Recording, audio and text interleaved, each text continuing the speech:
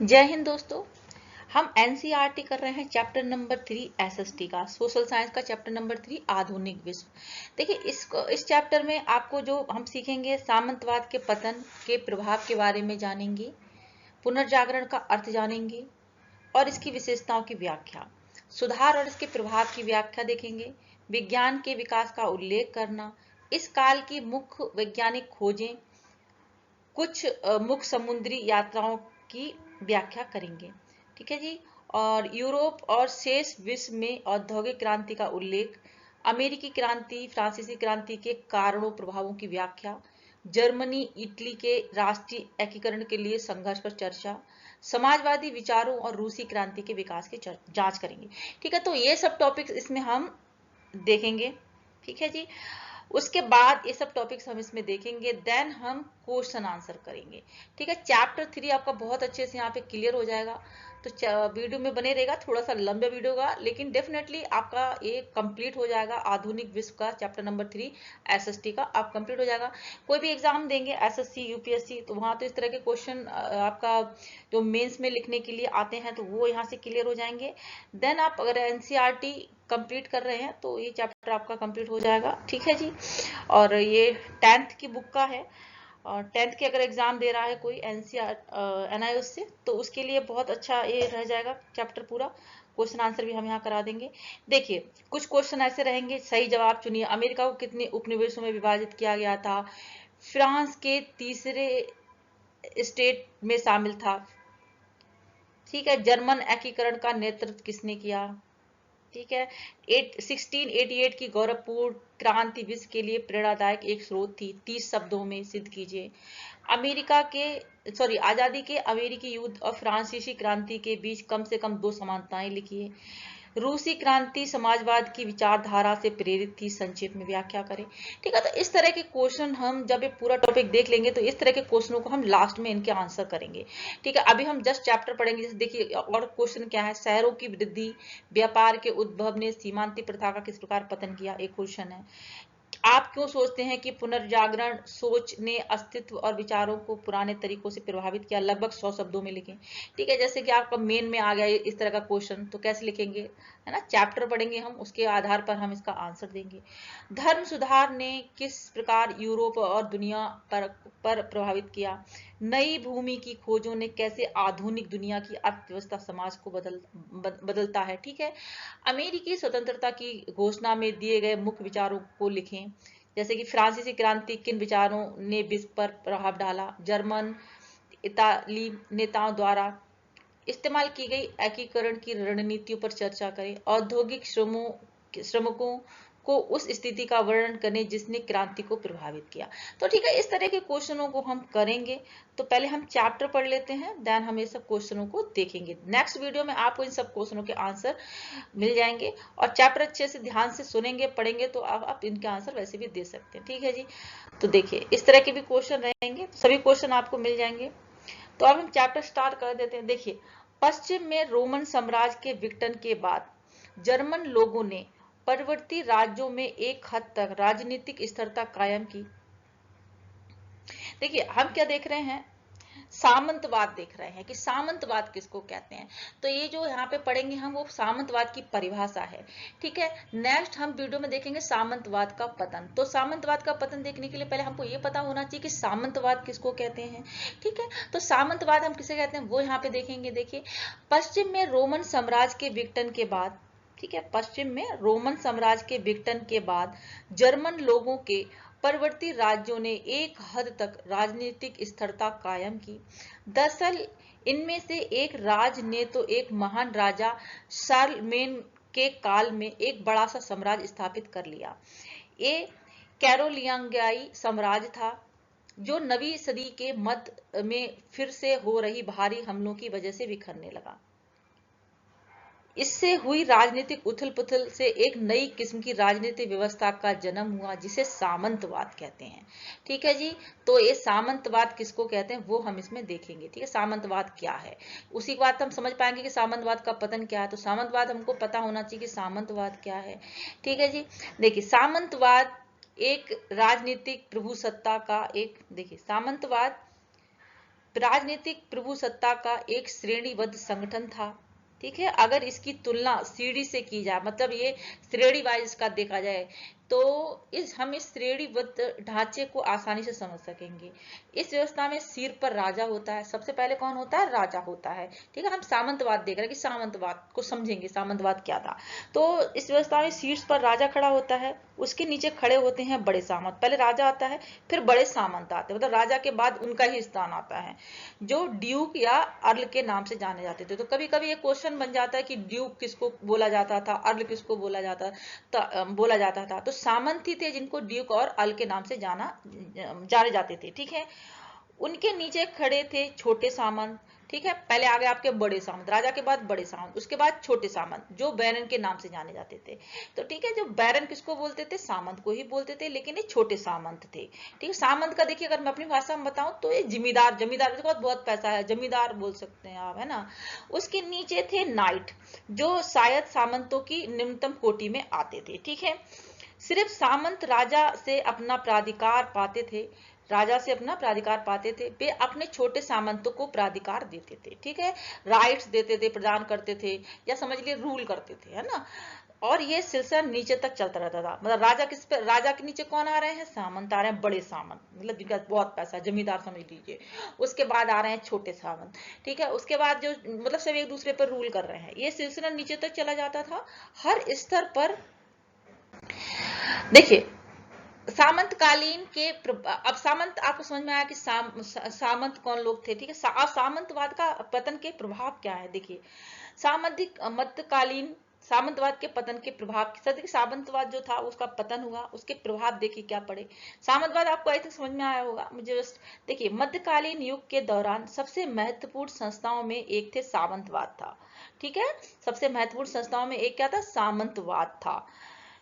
आपने इसके बारे में पिछले पार्ट में विस्तार से पढ़ा। ठीक है, जो हमने अभी तक जो चैप्टर हम 3 पढ़ रहे हैं, इससे पहले जो चैप्टर 2 था उसमें सामंतवाद के विस्तार में मतलब जानकारी हमने पढ़ी। ठीक है, सामंतवाद एक संस्था के रूप में कई शताब्दियों तक फलता फूलता रहा। तो सामंत आपको समझ में आए क्या थे, तो सामंतवाद क्या हो गया। ठीक है, जो सामंत से बनी हुई संस्था सामंतवाद हो गई। एक संस्था के रूप में कई शताब्दियों तक फलता फूलता रहा। ठीक है, लेकिन मध्यम वर्ग के उदय के साथ ही इसका पतन शुरू हो गया। तो मध्यम वर्ग के उदय के साथ क्या हुआ? इसका पतन शुरू हो गया था। शक्तिशाली राज्यों के उदय और समाजवादी स्वामियों में आपस में युद्ध होने से इसका पतन हुआ। तो जो शक्तिशाली राज्य के उदय हुए और समाजवादी स्वामियों के आपस में जो युद्ध हुए, इस वजह से उनका पतन हो गया। जो सामंत बने बैठे थे, ठीक है, जो सामंत थे, उनका सामंतवाद, उन्होंने पूरी संस्था बना रखी थी, उनका पतन हुआ। नए नगरों और शहरों के उदय होने और व्यापार के पुनरुद्धार से सामंतवाद का विघटन हुआ। ये नगर उत्पादन का केंद्र थे। ठीक है, देखिए, नए नगरों और शहरों के उदय होने से व्यापार के पुनरुद्धार से सामंतवाद का विघटन हुआ। ये नगर उत्पादन का केंद्र थे और इन पर निर्वाचित प्रतिनिधियों का नियंत्रण था। इन नगरों का वातावरण और नियंत्रण सामंती प्रतिबंधों से मुक्त था। मतलब सामंती प्रतिबंध नहीं थे इन नगरों पर। ठीक है, ये नगर कैसे थे? उत्पादन का केंद्र थे। क्यों नहीं था सामंती प्रतिबंध, मतलब सामंती जो प्रतिबंधों से मुक्त था? क्योंकि लोग कहीं भी जाने आने और कोई भी व्यवसाय करने के लिए स्वतंत्र थे। मतलब कोई भी व्यवसाय कर सकते थे। उन पर सामंत का मतलब कोई प्रतिबंध, जो सामंत लोग थे, ठीक है, जो उनका सामंतवाद था, उनका कोई प्रतिबंध नहीं था, वो मुक्त थे। ठीक है, यहाँ आ जा सकते थे, व्यापार कर सकते थे। नगरों ने कारीगरों और किसानों को आकृष्ट किया। ठीक है, अपनी ओर आकर्षित किया, मतलब आकृष्ट किया, क्योंकि इन्होंने जीवन की बेहतर संभावना उपलब्ध कराई और सामंती शोषणों से छुटकारा दिलाया। जो सामंत क्या थे? शोषण ही करते थे। ठीक है, रूल करते थे। तो जब लोगों को क्या हुआ कि भाई व्यापार मिलेगा, ठीक है, तो वो उस तरफ ही उनका ध्यान आकर्षित होगा। तो क्या हुआ? जीवन की बेहतर संभावना हुई। जो नगर वगैरह जो थे, जहाँ का वातावरण था, तो क्या हुआ? उस तरफ वो आकर्षित हो गए। सामंती जो था, जो शोषण कर रहे थे, उनसे छुटकारा दिलवाया। इन नगरों और शहरों ने कपास गन्ना के रूप में कई फसलों के उत्पादन को प्रोत्साहित किया। तो जो नगर थे, जो क्या कर रहे थे, जो व्यापार कर रहे थे, ठीक है, नगर क्या थे, उत्पादन का केंद्र थे। तो जो नगर थे और शहर थे वो क्या कर रहे थे, कपास और गन्ना के रूप में कई फसलों के उत्पादन को प्रोत्साहित कर रहे थे, ठीक है, प्रोत्साहित किया उन्होंने। कृषक को अपने उत्पाद का नगद भुगतान मिलता था। जो किसान थे उनके अपने उत्पाद का क्या है, उन्हें भुगतान मिलता था, ठीक है, तुरंत ही नगद भुगतान मिलता था। विनिर्मित वस्तुओं को बाजार में बेचा जाता था। जो वस्तुएं बनाई जाती थी उनको बाजार में बेचा जाता था। एक तरह का बाजार क्रिएट हो गया था, ठीक है। तो सामंतवाद का यहाँ पे पतन होने से क्या क्या हुआ, ठीक है, एक बाजार क्रिएट हुआ, ठीक है। जहां क्या हुआ, बाजार जहां पे विनिमय का माध्यम पैसा था। जो विनिमय का सामान बाजार में बेचते थे वहां पे क्या था, विनिमय का माध्यम क्या था, पैसा था। स्वामियों ने अपने जागीरदारों से सेवाओं के बजाय पैसा लेना शुरू कर दिया। पहले क्या थे, जो सेवाएं देते थे, ठीक है, जो स्वामी थे उनको जो नीचे जो लोग थे वो क्या करते थे, सेवाएं देते थे। उसके बदले क्या हुआ, स्वामियों ने अपने जागीरदारों से सेवाओं के बदले क्या है, पैसा लेना शुरू कर दिया, ठीक है। जो जागीरदार थे उनसे क्या हुआ, सेवाओं के बदले क्या, सेवा नहीं देंगे, अब क्या लेंगे, पैसे लेंगे, लेना शुरू कर दिया। क्योंकि विभिन्न उपभोग की वस्तुएं खरीदने के लिए उन्हें भी पैसे की आवश्यकता थी, ठीक है जी, ठीक है जी। तो वस्तु खरीदने के लिए उनको पैसे की आवश्यक थी, तो उन्होंने क्या किया, ये सेवाओं के बदले पैसा लेना शुरू कर दिया। इससे शक्तिशाली व्यापारी वर्ग का उदय हुआ। इससे क्या हुआ, शक्तिशाली व्यापारी वर्ग का उदय हुआ। अब उन्होंने समाज में बेहतर रुतबा रखने की लालसा होने लगी। तो क्या हुआ, उन्हें समाज में बेहतर, जब पैसा आ गया, ठीक है, शक्तिशाली व्यापारी वर्ग बन गया, तो क्या हुआ, समाज में बेहतर रुतबा रखने की उनको लालसा होने लगी। उन्होंने सामंतों स्वामियों की स्थिति को कमजोर करने के लिए शक्तिशाली सम्राटों को समर्थन देना प्रारंभ कर दिया। इससे क्या हुआ, सामंती संरचना कमजोर पड़ गई और इससे सामंती वर्ग का पतन हुआ, ठीक है। सामंत कैसे समझ में आया, मध्यम वर्ग का उदय हुआ और जो सामंत थे उनका पतन हो गया, इस तरह से, ठीक है जी। नए विचारों के आगमन से नई चेतना का सृजन हुआ। इससे पुनर्जागरण नामक नए आंदोलन को जन्म दिया, जिसे हम अब पुनर्जागरण के बारे में पढ़ेंगे। अब नेक्स्ट क्या पढ़ेंगे, हम पुनर्जागरण पढ़ेंगे। यहाँ तक आई थिंक समझ में आया होगा। नहीं समझ में आता है तो वीडियो को एक बार फिर से देखिएगा, पॉज करके फिर से सुनिएगा बैक करके, ठीक है जी। तो अब हम पुनर्जागरण के बारे में पढ़ेंगे। पुनर्जागरण क्या है, देखिए, आधुनिक काल के प्रारंभ से विश्वास युग के अंत और तर्क युग की शुरुआत हुई। ये नव जागरण और सुधार आंदोलन का साक्षी है। इन आंदोलनों से लोगों के सांस्कृतिक, बौद्धिक, धार्मिक, सामाजिक, ठीक है जी। देखिए ये समझ में आया आपको, दोबारा से लाइन पढ़ते हैं। आधुनिक काल के प्रारंभ से विश्वास युग के अंत और तर्क युग की शुरुआत हुई। मतलब तर्क वितर्क होने लगा कि ऐसा है। अगर पहले क्या होता था, जैसे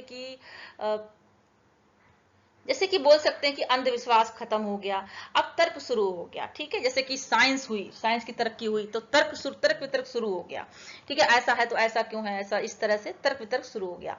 ये नव जागरण और सुधार आंदोलन का साक्षी है। जैसे क्या हुआ, नव जागरण हुआ, सुधार आंदोलन का ये चीज साक्षी है। इन आंदोलनों से लोगों के सांस्कृतिक, बौद्धिक, धार्मिक, सामाजिक और राजनीतिक जीवन में कई परिवर्तन आए।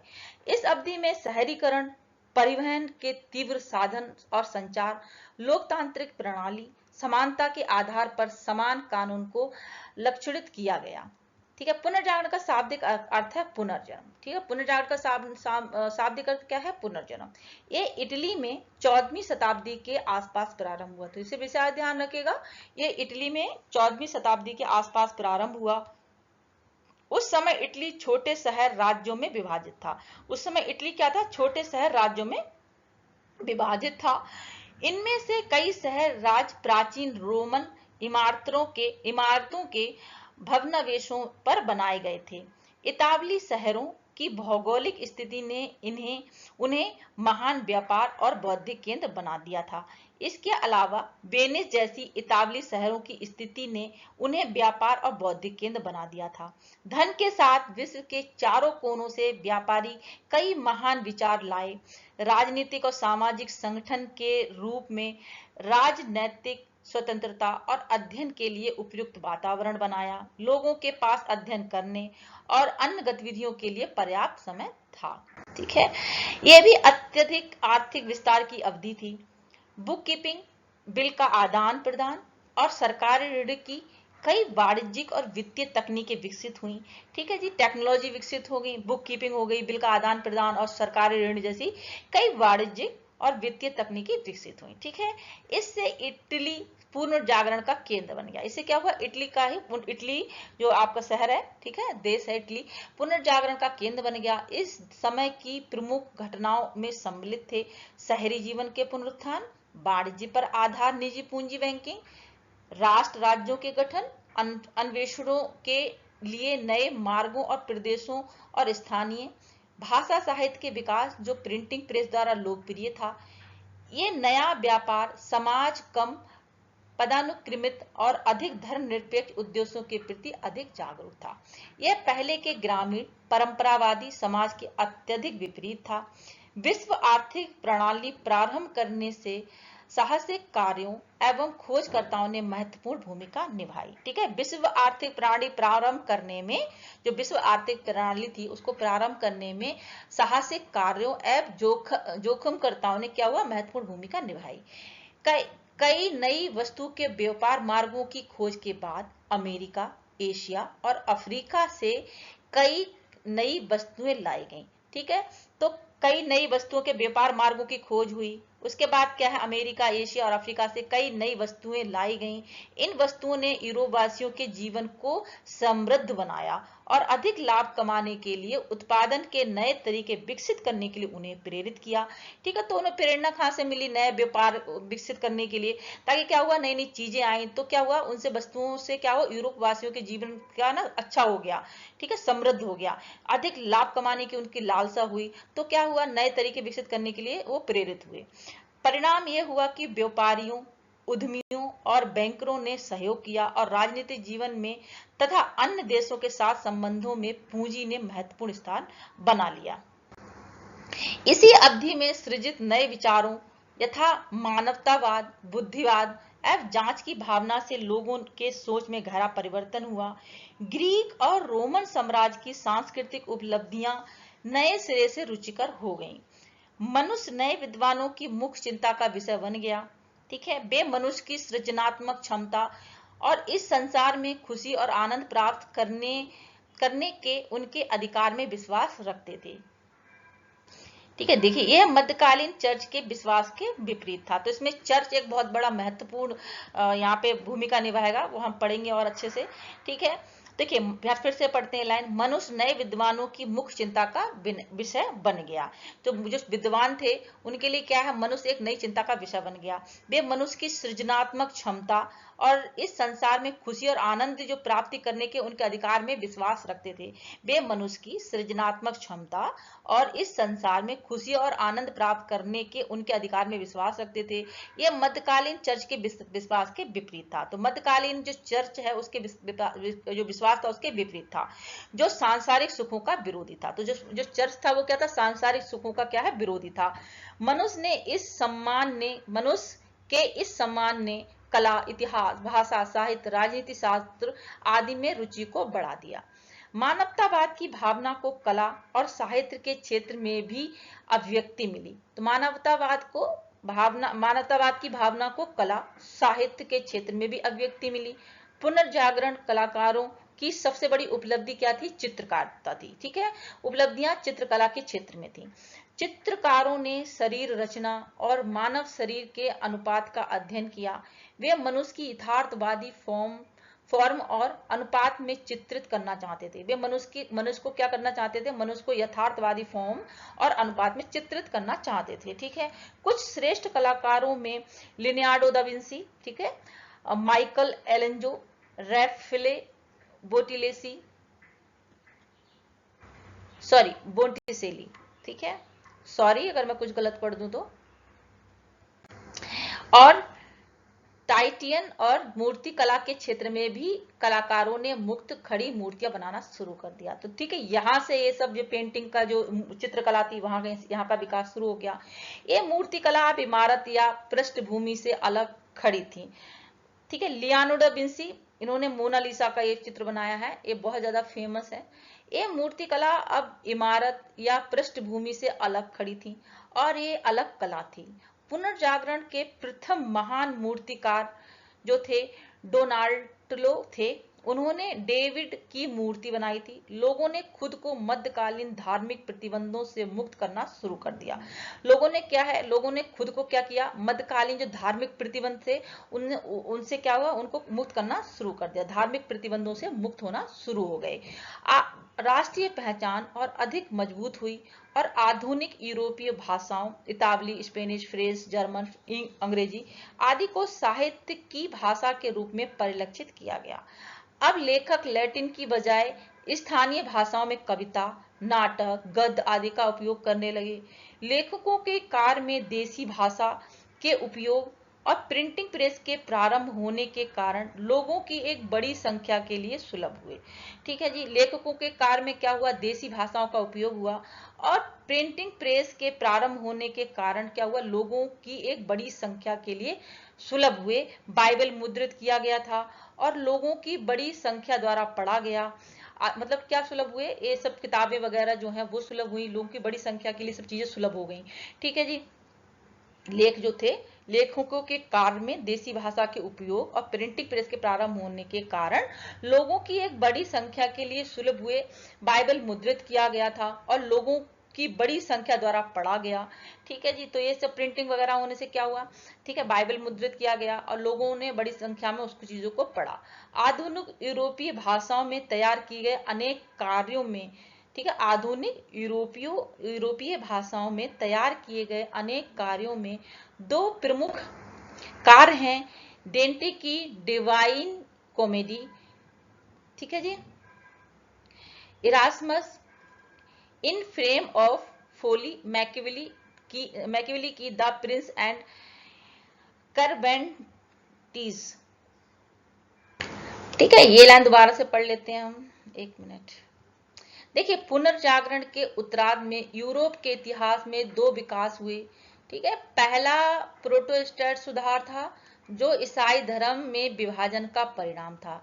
ठीक है, तो पहला क्या था, प्रोटेस्टेंट सुधार था, इसको जो क्या था, ईसाई धर्म में विभाजन का परिणाम था। दूसरे रोमन कैथोलिक चर्च के भीतर से संबंधित सुधार था, आमतौर पर कैथोलिक सुधार या काउंटर सुधार के रूप में माना जाता है। तो दूसरा क्या था, ठीक है, पुनर्जागरण के उत्तरार्ध में यूरोप के इतिहास में दो विकास हुए। ठीक है, विशेष ध्यान रखिएगा, पहला प्रोटेस्टेंट सुधार था जो ईसाई धर्म के विभाजन का परिणाम था, दूसरा कैथोलिक चर्च के भीतर से संबंधित सुधार था। ये बहुत ज्यादा इंपॉर्टेंट है, इसको हम बहुत अच्छे से पढ़ेंगे। कैथोलिक चर्च के भीतर से संबंधित सुधार था, आमतौर पर कैथोलिक सुधार बोला जाता है या काउंटर सुधार के रूप में जाना जाता है। सुधार सामाजिक, धार्मिक और राजनीतिक आंदोलन का हिस्सा था। तो सुधार से क्या हुआ, जो कैथोलिक के भीतर जो सुधार था उससे क्या हुआ, सामाजिक, धार्मिक और राजनीतिक आंदोलन का हिस्सा था, जिससे आधुनिक विश्व की उत्पत्ति हुई। ठीक है, इट्स वेरी इंपॉर्टेंट, आधुनिक विश्व की उत्पत्ति हुई इससे। ठीक है, इतना समझ में आया। अब हम नेक्स्ट पढ़ेंगे आपका धर्म सुधार। ठीक है, धर्म सुधार अब यहाँ से स्टार्ट हो जाता है। देखिए, मध्यकालीन कैथोलिक चर्च के आगमन को अंधविश्वास, भ्रष्टाचार और धन के लालच से जुड़ा माना गया। तो जो कैथोलिक चर्च था, यहां से ही सब धर्म का शुरू हो जाता है। तो मध्यकालीन कैथोलिक चर्च के आगमन को क्या माना, अंधविश्वास, ठीक है, भ्रष्टाचार और धन के लालच से जुड़ा माना गया। ठीक है, अंधविश्वासी किसानों को चर्च द्वारा आश्वस्त किया गया कि सच्चा क्रॉस उनके पास है। ठीक है, क्या बोला गया, अंधविश्वासी किसानों को चर्च द्वारा क्या आश्वासन दिया गया कि सच्चा क्रॉस उनके पास है। लोग सच्चे क्रॉस के रूप में लकड़ी के एक टुकड़े को देखने के लिए शुल्क का भुगतान करने लगे। तो लोग क्या कर रहे थे, लोग क्या सच्चे क्रॉस के रूप में एक लकड़ी के टुकड़े को देखने के लिए, मात्र एक लकड़ी के टुकड़े को देखने के लिए शुल्क का भुगतान करते थे, क्योंकि यह माना जाता था कि पवित्र अवशेष में स्वस्थ करने की शक्ति है, कि ये वो अच्छा कर देगा, स्वस्थ कर देगा। जो पवित्र अवशेष में क्या है, स्वस्थ करने की शक्ति थी। अंधविश्वास पर अधिक जोर देता था ताकि, ठीक है, जो क्या करता था, अंधविश्वास पर अधिक जोर देता था ताकि यह श्रद्धालुओं से अधिक पैसे ऐंठ सके। ठीक है, ऐसा बोला जाता था कि आप ठीक हो जाएंगे, बीमारी दूर हो जाएगी, इस तरह से था। ठीक है, ठीक है, तो अंधविश्वास पर एक जोर देता था ताकि ये श्रद्धालु से अधिक पैसे ऐंठ सके। चर्च तक के जगह यह सब पुनर्जागरण के आने के साथ बदल रहा था। ठीक है, उसका क्या हुआ, पुनर्जागरण हुआ, तो ये सब चीजें बदलने लगी थी। ठीक है, चर्च तक, ठीक है, चर्च तक के जगह यह सब पुनर्जागरण के आने के बाद बदल रहा था। क्या बदल रहा था, अंधविश्वास लोगों का दूर हो रहा था। पुनर्जागरण की नई भावना में कुछ भी स्वीकार नहीं किया जा सकता था, मतलब तर्क होने लगा। ठीक है, आपको पता है कि 1517 ईस्वी में मार्टिन लूथर नामक एक जर्मन पुजारी ने पहले रोमन कैथोलिक चर्च के अधिकारियों को चुनौती दी। तो ये बहुत ज्यादा इंपॉर्टेंट है, इसको ध्यान रखिएगा। 1570 ईस्वी में मार्टिन लूथर नामक, ठीक है, मार्टिन लूथर नामक एक जर्मन पुजारी ने पहले रोमन कैथोलिक चर्च के अधिकारियों को चुनौती दी। ठीक है, उसने सबसे पहले चुनौती किसने दी, मार्टिन लूथर ने दी। उसके अनुसार बाइबल धार्मिक अधिकार का एकमात्र स्रोत है। उसके अनुसार क्या था, मार्टिन लूथर के अनुसार क्या था, बाइबल, ठीक है, बाइबल धार्मिक अधिकार का एकमात्र स्रोत है। उनका मानना था कि चर्च पर अंधविश्वास करने के बजाय यीशु मसीह के विश्वास के माध्यम से मोक्ष प्राप्त किया जा सकता है। मतलब चर्च में जो कोई क्रॉस बना के पैसे ऐंठ रहे हैं वो नहीं है। ठीक है, आप बाइबल पे भरोसा करिए, धार्मिक पुस्तक है, यीशु मसीह पे भरोसा करिए, उसी से मोक्ष प्राप्त किया जा सकता है। तो मार्टिन लूथर ने ही सबसे पहले विरोध किया, तो ये विशेष ध्यान रखिएगा। ठीक है, यहां से क्वेश्चन बन सकता है एग्जाम में, है ना। ठीक है, नेक्स्ट देखते हैं अब हम, एक मिनट।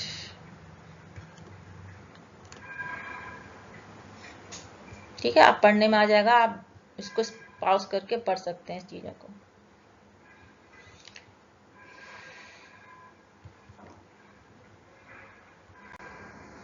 देखिए, उसने चर्च की कुछ प्रथाओं का विरोध किया। मार्टिन लूथर जी ने क्या किया, चर्च की कुछ प्रथाओं का विरोध किया, जैसे कि सबसे ऊंची बोली लगाने वाले को चर्च के पदों का तथा पोप स्वीकारोक्ति पत्रों का बेचा जाना। ठीक है, तथा जो पोप के स्वीकार पत्र थे, स्वीकारोक्ति पत्र को बेचा जाना, उसका विरोध किया मार्टिन लूथर ने। सबसे ऊंची बोली लगाने वाले को चर्च के पदों का, ठीक है, चर्च के जो पद थे उसका, पोप स्वीकारोक्ति पत्रों का बेचा जाना, उन सब का मार्टिन लूथर जी ने विरोध किया। लूथर को जर्मनी के राजकुमारों का संरक्षण प्राप्त था। तो जो मार्टिन लूथर जी थे, इनको क्या था, राजकुमारों का संरक्षण प्राप्त था जर्मनी के, क्योंकि उनमें चर्च की संपत्ति जब्त करने की इच्छा थी। वो क्या थे, चर्च की संपत्ति जब्त करने के चक्कर में थे। उनको मार्टिन लूथर को शायद इसलिए उन्होंने संरक्षण दिया हो।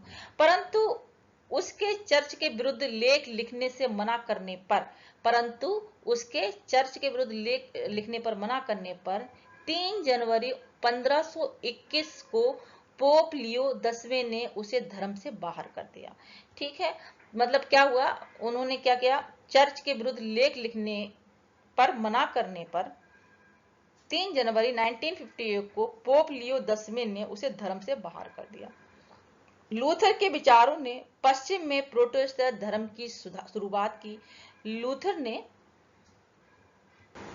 ठीक है, लूथर के विचारों ने पश्चिम में प्रोटेस्टेंट धर्म की सुधार की। तो प्रोटेस्टेंट धर्म सुधार की शुरुआत की। तो लूथर के विचारों ने ही क्या किया, पश्चिम में प्रोटेस्टेंट धर्म सुधार की शुरुआत की और ईसाई जगत को 2 भागों में बांट दिया। ठीक है, प्रोटेस्टेंट और रोमन कैथोलिक। तो इसे ध्यान रखिएगा, कौन से 2 भागों में बांट दिया, एक था प्रोटेस्टेंट और रोमन कैथोलिक। ठीक है, उसके अनुसार ईसाइयों को मुक्ति ईसा मसीह के बताए रास्ते पर चलने से मिलती है, ना कि पोप स्वीकारोक्ति पत्र खरीदने से। ओबियसली, ठीक है, यहाँ से धर्म परिवर्तन ही शुरू हो गया, सॉरी मतलब धर्म का उत्थान शुरू हो गया। ठीक है, ये अंधविश्वास खत्म हो गया। तो अंधविश्वास मतलब खत्म होने लगा था, तर्क वितर्क शुरू हो गया। तो ये सब मार्टिन लूथर जी के की वजह से हुआ। ठीक है, तो उनके अनुसार क्या था, ईसाइयों को मुक्ति ईसा मसीह के बताए रास्ते पर चलने से मिलती है, ना कि जो पोप जो सब कुछ कह रहे हैं उसकी वजह से कि भाई आप जो चिन्ह है उसके हिसाब सही हो जाएंगे, कि ये पत्र खरीदिए, इस तरह से नहीं। ठीक है, हालांकि इंग्लैंड में धर्म सुधार आंदोलन लूथर के विचारों से प्रभावित था। इंग्लैंड में क्या, धर्म सुधार आंदोलन लूथर के विचारों से प्रभावित था, परंतु यह वहां के राजा हेनरी आठवें, जो कि कहाँ के राजा, इंग्लैंड की बात हो रही है, ठीक है। इंग्लैंड में धर्म सुधारक आंदोलन लूथर के विचारों से प्रभावित था, परंतु ये वहां के राजा हेनरी आठवें के अपनी पत्नी कैथरीन को तलाक देने के प्रयासों से शुरू हुआ। ठीक है जी।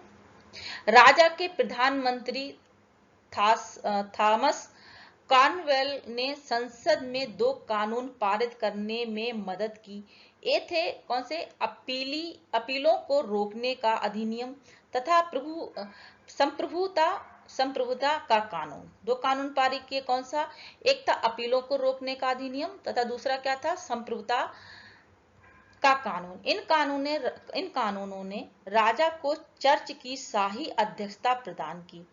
राजा को एक साधारण महिला अन बोलिन से विवाह करने की अनुमति मिल गई।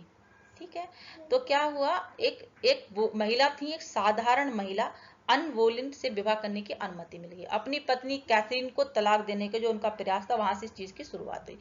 धर्म सुधार आंदोलन धार्मिक जगत में उलट पुलट होने का कारण सिद्ध हुआ।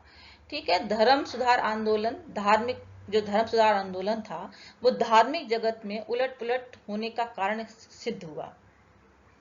धार्मिक जगत में उलट पुलट शुरू हो गई। ठीक है, जैसे कह सकते हैं कैथोलिक चर्च में एक धर्म सुधार आंदोलन अपने से शुरू हुआ, जिसे प्रति धर्म सुधार कहा जाता है।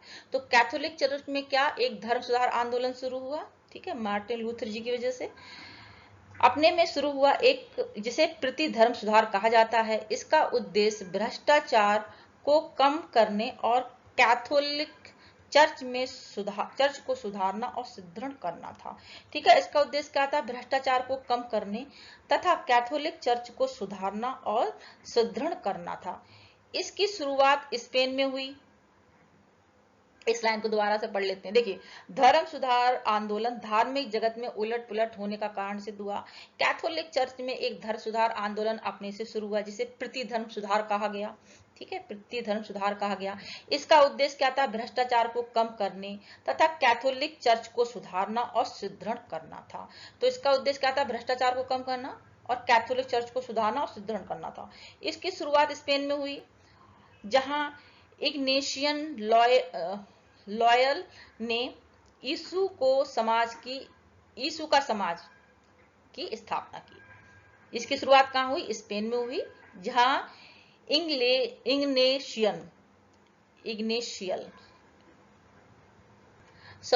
इग्नेशियस, ठीक है, कुछ गलत पढ़ दूं तो सॉरी, इग्नेशियस लॉयल ने यीशु का समाज की स्थापना की, जिसने पवित्रता, मिशनरी कार्य, दूसरों की मदद और ईश्वर की सेवा पर बल दिया। जिसने क्या किया, पवित्रता, मिशनरी कार्य, दूसरों की मदद, ईश्वर की सेवा पर बल दिया।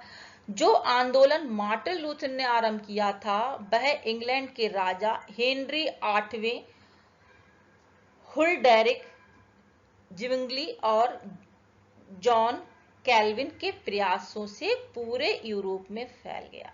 ठीक है, जो कार्य मार्टिन लूथर ने शुरू किया था, अब वो क्या हुआ, वो इन्होंने शुरू किया,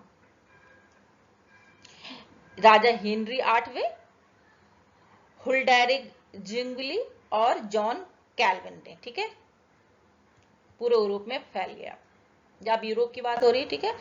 अब हम देखेंगे विज्ञान विकास। ठीक है, विज्ञान का विकास कैसे हुआ।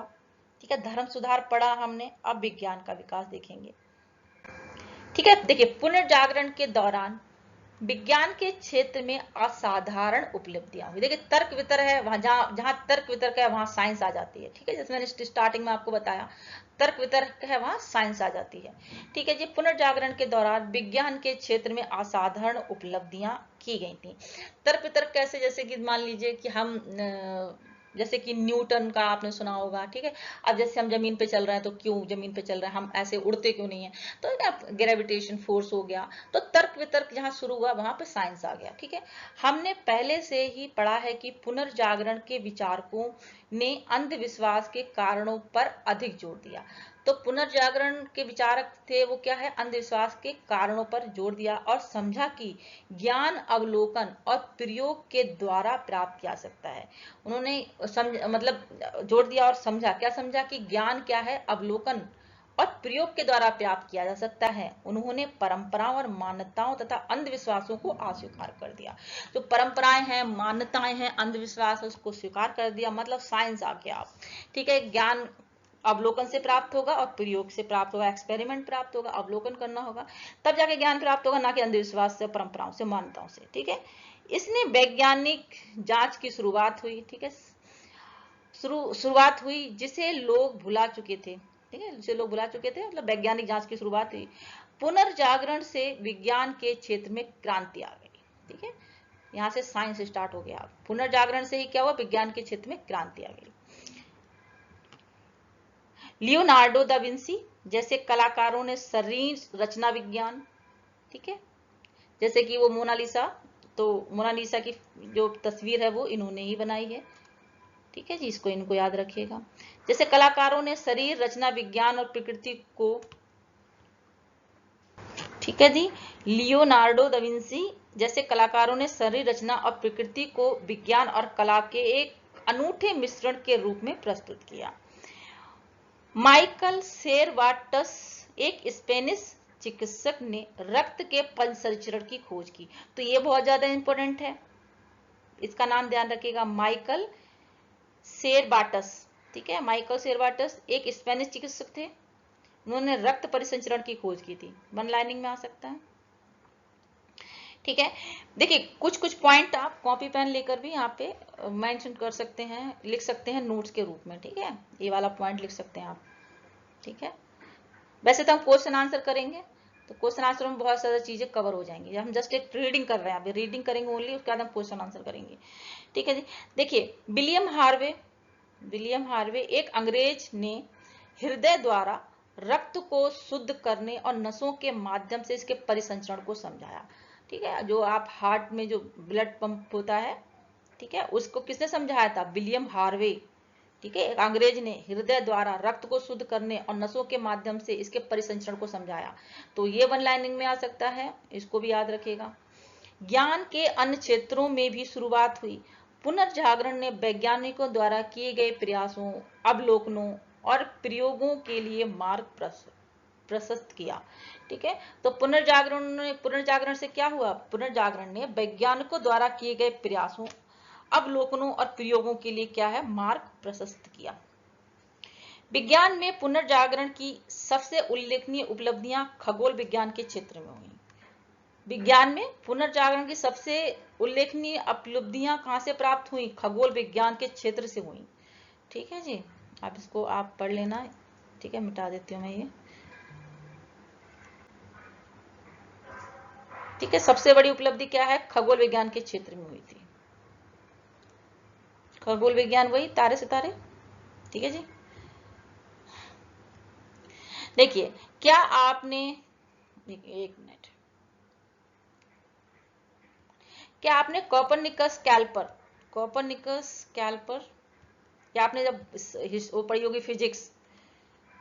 ठीक है, ये ग्रेजुएशन के शायद फर्स्ट ईयर है, सेकंड ईयर में है, बीएससी के बुक्स में, उसमें भी है, और शायद इंटर वगैरह का तो मेरे को ध्यान नहीं है, लेकिन हाँ ग्रेजुएशन का तो अच्छे से पता है मेरे को।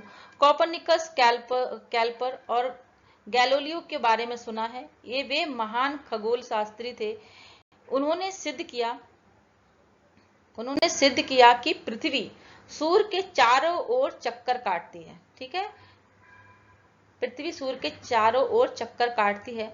पुनर्जागरण से पहले यह माना जाता था कि सूर्य पृथ्वी पुनर्जागरण से पहले क्या माना जाता था, कि सूर्य पृथ्वी के चारों ओर घूमता है। ठीक है, उससे पहले क्या माना जाता था, कि सूर्य पृथ्वी के चारों ओर घूमता है। लेकिन उन्होंने ये तर्क दिया, सूर्य और कोपरनिकस वगैरह जो थे, उन्होंने ये तर्क दिया कि सूर्य और ग्रहों के बीच एक कक्षीय गति में चुंबकीय आकर्षण। उन्होंने क्या तर्क दिया, कुछ सूर्य और ग्रहों के बीच में एक कक्षीय गति में चुंबकीय आकर्षण है। आइजैक न्यूटन ने सार्वभौमिक गुरुत्व का सिद्धांत दिया। ठीक है जी, न्यूटन जी ने गुरुत्व का सिद्धांत दिया, ग्रेविटी। अपने द्वारा बनाए गए दूरबीन से गैलीलियो ने बृहस्पति के चंद्रमाओं की खोज की, ठीक है, बृहस्पति के चंद्रमाओं की खोज की। शनि के छल्ले और सूर्य को देखा। उसने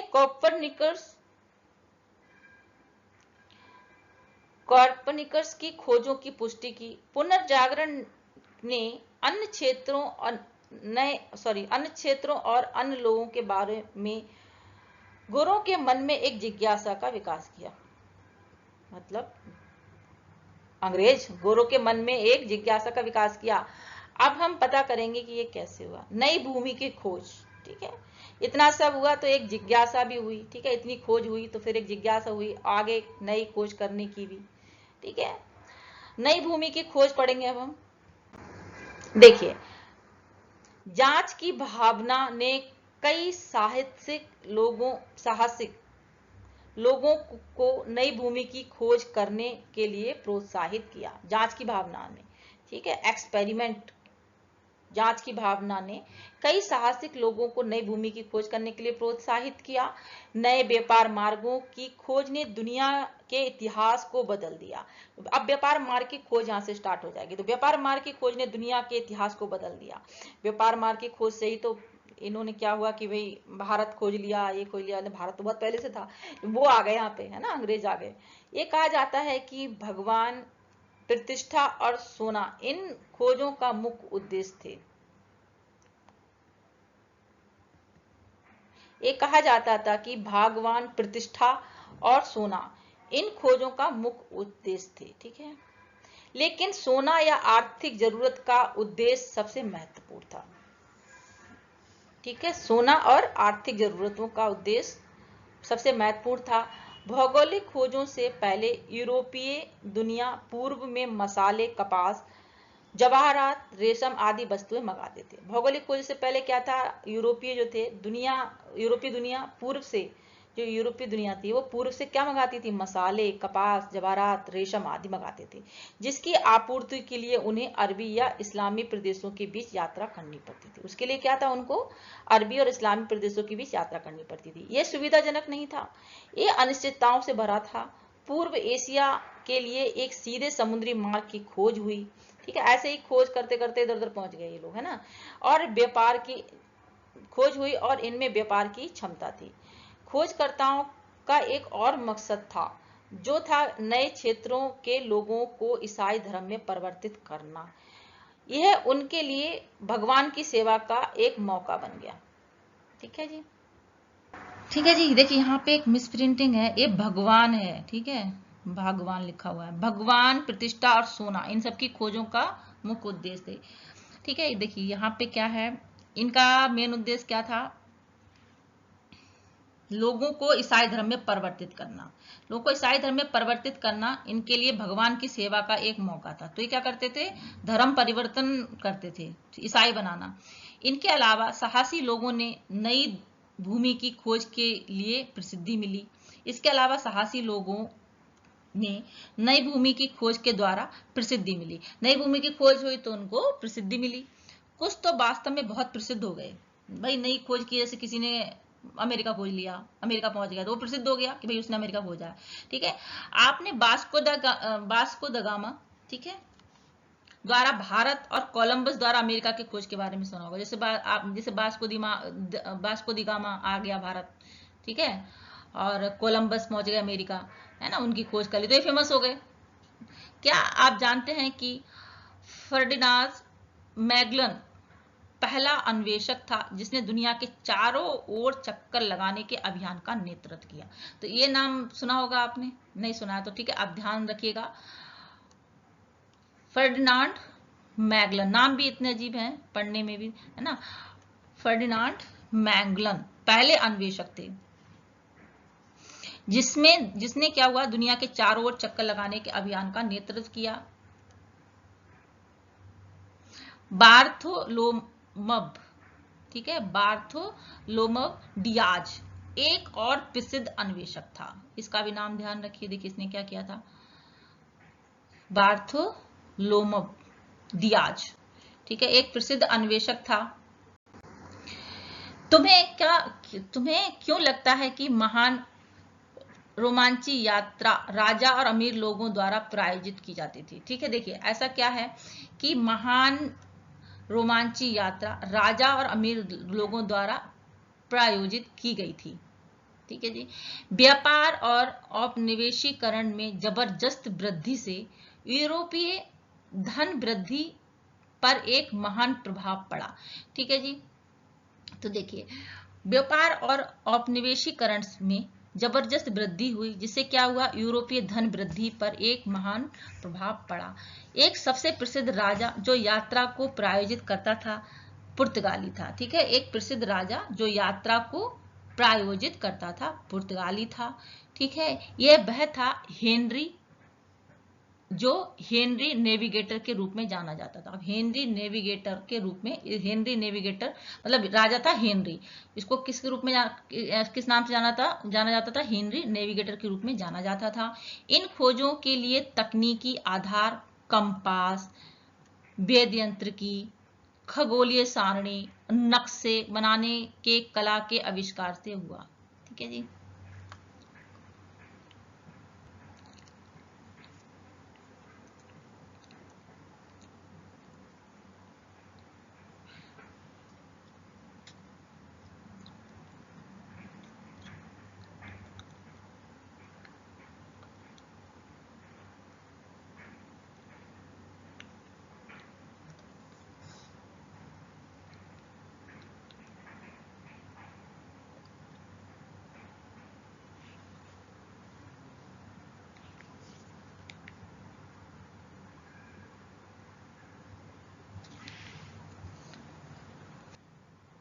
ठीक है, देखिए इन यात्राओं में विश्व के विभिन्न भागों में जैसे अफ्रीका, अमेरिका, एशिया में व्यापारिक चौकी बनाने और औपनिवेशिक साम्राज्य की स्थापना के लिए मार्ग प्रशस्त हुआ। अब वाणिज्यिक रुचि अटलांटिक महासागर से भूमध्य सागर से स्थानांतरित हो गई। ठीक है, अब वाणिज्यिक जो रुचि थी वो अटलांटिक सागर से कहाँ स्थापित हो गई, भूमध्य सागर स्थानांतरित हो गई, मतलब भूमध्य सागर में इंटरेस्ट हो गया। कई नई वस्तुएं जैसे तंबाकू, गुड़, शुतुरमुर्ग पंख, आलू आदि व्यापार में शामिल हो गई। इससे मानवीय दास व्यापार की शुरुआत हुई। यहां से अमानवीय दास व्यापार, ठीक है, दास व्यापार की शुरुआत यहां से हो गई। गुलाम अफ्रीका से पकड़कर अटलांटिक महासागर के पार और उत्तरी अमेरिका में वृक्षारोपण में काम करने के लिए बेच दिए जाते थे। देखिए यहाँ पे दास प्रथा शुरू हो गई थी। ठीक है जी, दास प्रथा यहाँ शुरू हो गई थी, जिससे क्या होता था, जो गुलाम थे अफ्रीका से पकड़कर लाए जाते थे, अटलांटिक महासागर के पार और उत्तरी अमेरिका में वृक्षारोपण के काम में उनको भेज दिया जाता था। इन व्यापार पद्धतियों और नए समुद्री मार्गों की खोज ने यूरोपीय व्यापारियों को विशाल धन जमा करने के लिए नई मशीनों का विकास में निवेश के लिए मदद दी। ठीक है, इन खोजों ने क्या हुआ, हम यूरोपीय व्यापारियों की बात कर रहे थे। ठीक है जी, ध्यान में रखिएगा, यूरोपीय व्यापारियों को विशाल धन जमा करने के लिए नई मशीनों के विकास में निवेश के लिए मदद दी। यह औद्योगिक क्रांति थी जिसने उन्हें और अधिक शक्तिशाली बना दिया। ठीक है, यूरोपीय थे, इधर उधर सब शासन किया उन्होंने। ठीक है जी, अमीर बना दिया था, अमीर बना दिया। औद्योगिक क्रांति अब देखेंगे। ठीक है, औद्योगिक क्रांति की शुरुआत देखते हैं हम। ठीक है, बस थोड़ा सा और पढ़ेंगे, फिर नेक्स्ट वीडियो में पढ़ेंगे, है ना। औद्योगिक क्रांति, औद्योगिक क्रांति 1750 में इंग्लैंड में शुरू हुई। ठीक है, यह शुरू हुई थी।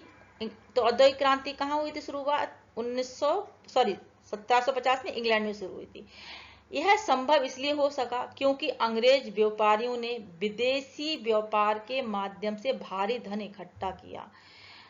तो क्या हुआ, औद्योगिक क्रांति की शुरुआत हुई थी क्योंकि जो अंग्रेज व्यापार, देखिए व्यापार हमने पढ़ा अभी, ठीक है, यूरोपियों का अंग्रेजी व्यापारी थे, उन्होंने विदेशी व्यापार के माध्यम से क्या हुआ, भारी धन इकट्ठा किया और उनके उपनिवेश कच्चे माल की आपूर्ति के लिए सुरक्षित थे। उन्होंने अपने उपनिवेश बनाए थे, वो उनको कच्चा माल देते थे। उपनिवेश तैयार माल के लिए संभावित बाजार के रूप में देखे जाते थे। तो जो उपनिवेश थे वो तैयार माल के लिए क्या संभावित बाजार के रूप में देखे जाते थे। इसके अलावा इंग्लैंड में कोयला, लोहा उद्योगों को चलाने के लिए आवश्यक संसाधनों की विशाल राशि थी। इसके अलावा इंग्लैंड में क्या था, कोयला और लोहा उद्योगों को चलाने के लिए आवश्यक संसाधनों की विशाल मतलब आवश्यक संसाधन थे। इस प्रकार पूंजीपतियों के लिए नई मशीनों के विकास में निवेश करने और अधिक लाभ कमाने के उद्देश्य से उत्पादन को गति मिली। अब मशीनों ने मनुष्य और पशुओं को उत्पादन के कार्य से हटा दिया। ठीक है, मशीन रिप्लेस कर दिया। मशीनों ने क्या किया, मनुष्य और उस पशुओं को उत्पादन के कार्य से हटा दिया, मशीनों ने जगह ले ली। ठीक है, नई मशीनरी से क्या हुआ, उत्पादन में सुधार हुआ, पर इसने समाज को दो भागों में बांट दिया। पहला पूंजीवादी या पूंजीपति वर्ग और मजदूर। पहला कौन से हो गए, पूंजीवादी हो गए या पूंजीपति बोल लीजिए, पूंजीपति वर्ग होगा। दूसरा हो गया मजदूर, भाई जिसके पास पैसा उनने मशीन खरीद ली। ठीक है, आपने गांव वगैरह में देखा होगा, जिनके पास पैसा है उनको ट्रैक्टर से खेत वगैरह की वो करते हैं। ठीक है, और जो मजदूर है बेचारे वो हल चलाते हैं। तो ये दे सकते हैं, दो भागों में समाज बट गया, पूंजीपति और दूसरे मजदूर। ठीक है, अगले पाठ में औद्योगिक क्रांति के बारे में और अधिक पढ़ेंगे। ठीक है जी, नेक्स्ट जो चैप्टर पढ़ेंगे हम तो उसमें औद्योगिक क्रांति के बारे में अधिक पढ़ेंगे। ठीक है, इतना बेसिक समझिए। ठीक है, अब क्रांतियों का युग देखेंगे हम। ठीक है, क्रांतियों का युग देखेंगे। देखिए 1848 ईस्वी में यूरोपीय क्रांतियों से पारंपरिक अधिकार के विपक्ष में राजनीतिक उथल पुथल का दौर आया। ठीक है जी, 1841 में यूरोपीय क्रांतिकारियों से पारंपरिक अधिकार के विपक्ष में राजनीतिक उथल पुथल का दौर आया। राजनीतिक नेतृत्व और लोगों में एक बहुत मजबूत असंतोष ने राज्यों के मामलों में अधिक भागीदारी की मांग करना शुरू कर दिया। राजनीतिक जागरूकता, स्वतंत्रता के विचार, समानता, भाईचारा प्रिंटिंग प्रेस द्वारा लोकप्रिय हो गया। ठीक है, राजनीतिक जागरूकता, स्वतंत्रता का विचार, समानता, भाईचारा प्रिंटिंग प्रेस द्वारा लोकप्रिय हो गया। ठीक है, जो क्रांतियों में सबसे महत्वपूर्ण थे, इसी से क्रांति हुई। क्रांतियों में ये चीज सबसे महत्वपूर्ण थे। सबसे क्रांति देखिए, जो क्रांतियों में सबसे महत्वपूर्ण थे, क्रांतियां अमेरिका, फ्रांस, जर्मनी, इटली, रूस में हुई। तो क्रांतियां कहाँ हुई, अमेरिका में, फ्रांस में, जर्मनी, इटली, रूस। इन क्रांतियों के बारे में अभी हम पढ़ रहे हैं। ठीक है, ब्रिटेन में गौरवपूर्ण क्रांति के साथ एक प्रमुख बदलाव आया। संयुक्त राज्य अमेरिका, अमेरिकी युद्ध और रूस मजदूरों के आंदोलन से एक समाजवादी सरकार की स्थापना के रूप में उभरा। तो संयुक्त राज्य अमेरिका क्या था, अमेरिकी युद्ध और रूस मजदूरों के आंदोलन से एक समाजवादी सरकार की स्थापना के रूप में उभरा। इन कई राज्यों ने प्रबुद्ध विचारों को प्रोत्साहित किया, आजादी और राष्ट्रवाद की भावना पैदा की। ठीक है, अब हम क्रांतिकारियों के बारे में पढ़ेंगे। ठीक है, गौरवपूर्ण क्रांतियां, अब गौरवपूर्ण क्रांति के बारे में पढ़ेंगे। 1688 में गौरवपूर्ण क्रांति इंग्लैंड में हुई और अन्य दुनिया के लिए प्रेरणा का एक स्रोत बनी। तो 1688 की क्रांति, गौरवपूर्ण क्रांति के बारे में पढ़ेंगे, जो इंग्लैंड में हुई थी, जो दुनिया के लिए क्या है, एक प्रेरणा का स्रोत बनी। इसे गौरवपूर्ण क्रांति कहा जाता है क्योंकि बिना खून बहाए इसे सफलता प्राप्त हुई थी। ठीक है, इंग्लैंड की जो गौरवपूर्ण क्रांति थी, बिना खून खराबा हुए सफलता मिली थी। स्टुअर्ट राजा जेम्स द्वितीय ने अपने देशवासियों से लोकप्रिय समर्थन खो दिया था। यह उसके अपने लोगों के प्रति कठोर रवैये के कारण हुआ था। एक महंगी स्थायी सेना का निर्माण और सरकार में रोमन कैथोलिक लोगों के रोजगार में वृद्धि, सेना और विश्वविद्यालयों ने लोगों को गुस्सा दिलाया। नाराज संसद राजा जेम्स द्वितीय को सिंहासन से हटाना चाहते थे। ठीक है जी, नाराज संसद क्या है, राजा जेम्स द्वितीय को सिंहासन से हटाना चाहते थे और उनकी बेटी मैरी द्वितीय को सिंहासन पर बिठाना चाहते थे। ठीक है, इससे पता चलता है कि निरंकुश शासक को बदल दिया गया और एक संवैधानिक सरकार की स्थापना हुई। अब यहाँ से आप क्या पढ़ेंगे, संवैधानिक चीजों को पढ़ेंगे। ठीक है, निरंकुश सरकार की क्या हुआ, हटा दिया गया और एक संवैधानिक सरकार की स्थापना हुई। संसद को सम्राट को बदलने की शक्ति थी, जो संसद है उसको सम्राट को बदलने की शक्ति थी। तो उन्हें क्या हो गया, निरंकुश जो राजा थे, ठीक है, जेम्स द्वितीय को सिंहासन से हटा दिया और बेटी मैरी द्वितीय को सिंहासन बिठाना चाहते थे। ठीक है, अभी इतना ही है कि ये इनको हटाना चाहते थे और इनको बिठाना चाहते थे। ठीक है, ठीक है, यहाँ पे इतना ही समझिए। संवैधानिक सरकार की स्थापना हुई, संसद को क्या था, सम्राट बदलने की शक्ति थी। ठीक है, ये जानना दिलचस्प होगा कि कुछ, देखिए आजादी के लिए अमेरिकी युद्ध पढ़ेंगे अब हम। ठीक है, आजादी के लिए अमेरिकी युद्ध पढ़ेंगे। ये जानना दिलचस्प होगा कि कुछ राजनीतिक अधिकार हैं और जो हमें आज मिलते हैं वो दो बहुत महत्वपूर्ण क्रांतिकारियों की देन है। ठीक है, जो हमें राजनीतिक अधिकार मिले हैं, ठीक है, जो आज हमें मिलते हैं वो दो महत्वपूर्ण क्रांतिकारियों की ही देन है, सॉरी क्रांतियों की देन है। जो महत्वपूर्ण क्रांति है उसकी देन है। 18वीं सदी के अंत में हुई थी, जो वो क्रांतियां कब हुई थी, 18वीं सदी के अंत में हुई थी। इन्होंने महत्वपूर्ण भूमिका निभाई आधुनिक विश्व के निर्माण में। ठीक है, आधुनिक विश्व के निर्माण में महत्वपूर्ण भूमिका निभाई है। ये है अमेरिकी क्रांति और फ्रांसीसी क्रांति। ठीक है, ये दो क्रांतियां बहुत ज्यादा इंपॉर्टेंट है। इनसे क्या हुआ, राजनीतिक अधिकार जो आज हमें मिले हैं वो इससे ही संभव हो पाया। इन क्रांतियों के माध्यम से लोगों ने अपने अधिकारों के लिए लड़ना शुरू किया। इन क्रांतियों के माध्यम से क्या लोगों ने अपने अधिकारों के लिए लड़ना शुरू किया। 16वीं सदी के आसपास इंग्लैंड में धार्मिक उत्पीड़न की वजह से यूरोपीय अमेरिका में बसे थे। ठीक है, 16वीं शताब्दी के आसपास क्या था, इंग्लैंड में धार्मिक उत्पीड़न हुआ था, जिसकी वजह से क्या है कि इसकी वजह से यूरोपीय अमेरिका में बस गए थे। ठीक है, इंग्लैंड में धार्मिक उत्पीड़न हुआ, उसकी वजह से यूरोपीय अमेरिका में बस गए थे। ठीक है, ठीक है जी, 16वीं शताब्दी के आसपास इंग्लैंड में धार्मिक उत्पीड़न की वजह से यूरोपीय अमेरिका में बसे थे। इनमें से कुछ आर्थिक अवसरों से आकर्षित थे, कुछ तो जो आर्थिक अवसर थे उससे अट्रैक्ट होके गए थे।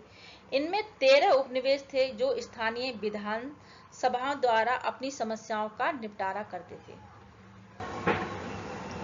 13 उपनिवेश थे जो स्थानीय विधानसभा द्वारा अपनी समस्याओं का निपटारा करते थे। ठीक है जी, वाणिज्यवाद की ब्रिटिश आर्थिक नीति लागू थी। वाणिज्यवाद की ब्रिटिश आर्थिक नीति लागू थी, जिसके माध्यम से ब्रिटिश अपने हित में औपनिवेशिक वाणिज्य को विनियमित करने की कोशिश करते थे और उपनिवेशों को उद्योग स्थापित करने की आज्ञा नहीं थी। ठीक है, ये उपनिवेश जो थे उनको औद्योगिक स्थापित करने की आवश्यकता नहीं थी। ठीक है, उद्योग आपस जो है कि स्थापित नहीं कर सकते थे और उन्हें लोहा, कपड़े जैसे ब्रिटिश माल खरीदने पड़ते थे। उनको क्या था कि ब्रिटिश से अपना मतलब माल खरीदना पड़ता था। जो उपनिवेश थे उनको क्या है, अपने उद्योग स्थापित नहीं करने की इजाजत नहीं थी। उन्हें कपड़ा चाहिए, लोहा चाहिए या कुछ ऊक चाहिए तो वो ब्रिटिश से मतलब ब्रिटिश माल उनको खरीदना पड़ता था।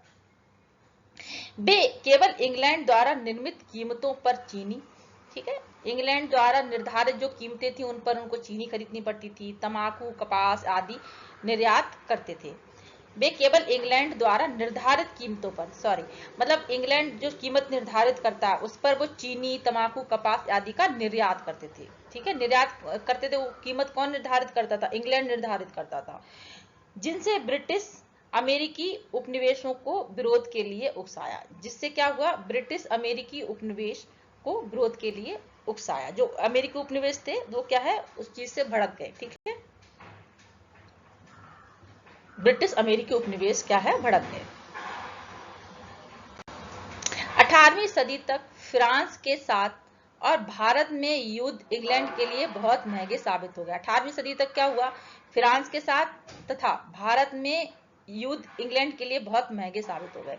18वीं सदी में अपने यहाँ भी भारत में, ठीक है, युद्ध की स्थिति बहुत ज्यादा वैसी हो गई थी। ठीक है, तो फ्रांस के साथ भी ये युद्ध कर रहे थे, भारत में भी युद्ध कर रहे थे, तो इंग्लैंड के लिए बहुत महंगे साबित हो गए थे। इन युद्धों को लड़ने के लिए पैसे की जरूरत थी। ठीक है, और उसे अमेरिकी उपनिवेशों से करों के द्वारा पूरा किया जाता था। तो उनको पैसे कहां से, उनको फंडिंग कहां से मिल जाती थी, अमेरिकी उपनिवेशों से मिल जाती थी।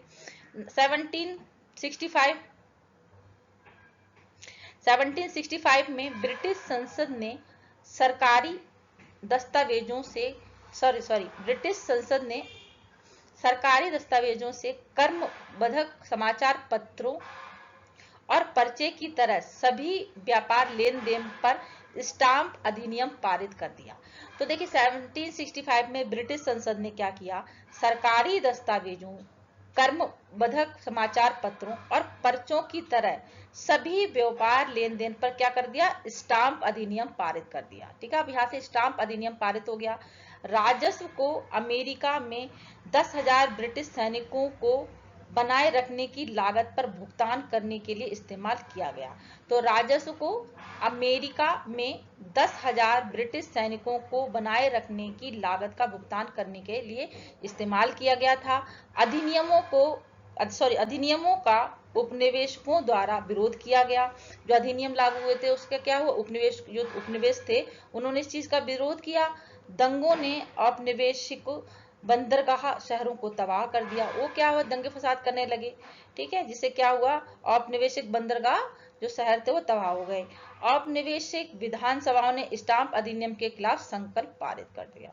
ठीक है जी, तो जो स्टाम्प अधिनियम था उसके खिलाफ क्या हो गया, संकल्प पारित हो गया। ब्रिटिश संसद ने 1766 के स्टाम्प अधिनियम को निरस्त कर दिया। फिर क्या हुआ, मजबूर होकर ब्रिटिश संसद को क्या करना पड़ा, स्टाम्प अधिनियम को निरस्त करना पड़ा। हालांकि संसद ने चाय पर कर जारी रखा, तो चाय पर जो था टैक्स वो जारी रखा था।